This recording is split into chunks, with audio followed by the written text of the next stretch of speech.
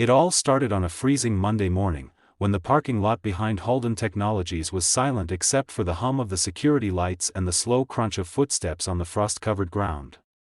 That's when Thomas Reeve, a single dad and janitor who worked the graveyard shift at the same company, stood next to a brand-new silver Mercedes-Benz, staring down at its shining tires with a trembling hand holding a pocket knife.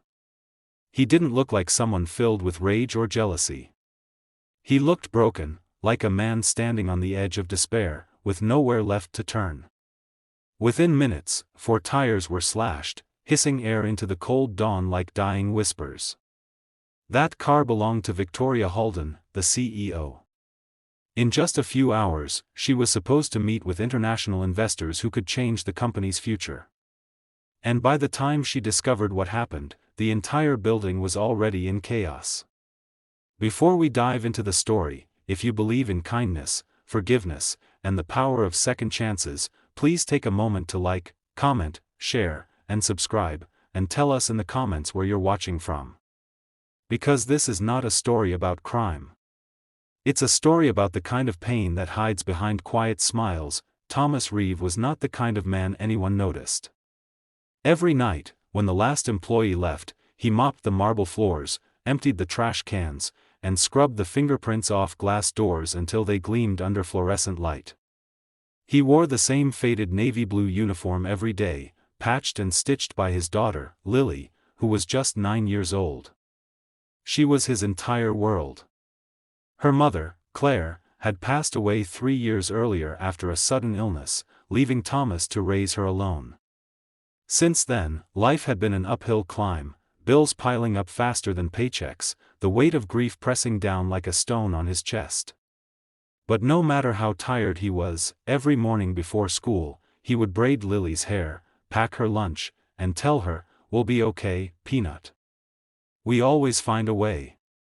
What he didn't tell her was that their electricity was about to be cut off, his rent was overdue, and Lily's medicine for her chronic asthma cost more than he earned in a week. That week, everything seemed to fall apart at once. Lily had another severe asthma attack at night. Thomas had no money left to refill her inhaler prescription. The pharmacy refused to release it without payment, and when he called his insurance company, he was told his coverage had lapsed due to a missed premium. Desperate, he spent the next morning standing outside his manager's office, hoping for an advance on his paycheck. But the request was denied, company policy, they said. When he tried explaining his situation, they cut him off with polite indifference.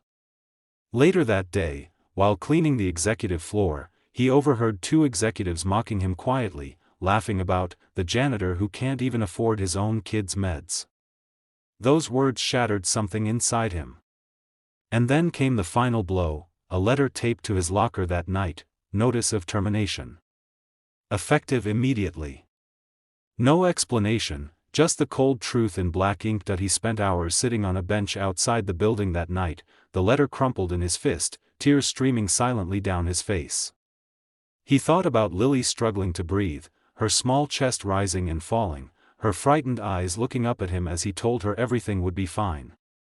He thought about the company that had chewed him up and spat him out, and the woman whose smiling face was plastered all over the building, Victoria Halden, the CEO, the woman everyone said had a heart of gold. Maybe it was exhaustion, maybe it was pain, or maybe it was just a man's breaking point. But that's when he walked to the parking lot, saw her car glinting under the lights, and made a decision he would regret for the rest of his life. When Victoria found out what had happened, she was furious. The meeting was cancelled, the investors pulled out, and the story spread through the office like wildfire. Security footage quickly revealed the culprit, and within hours, Thomas was detained by police. But something unusual happened next. Victoria didn't press charges immediately. She demanded to meet him in person. The guards brought him into her office, still wearing his stained uniform. He expected to see rage. Instead, she asked one simple question: why? He didn't answer at first. But when she pressed again, the dam broke.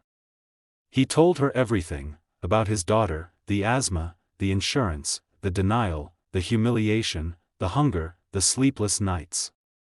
He didn't justify what he did. He just said, "I didn't know what else to do." For a long time, Victoria said nothing.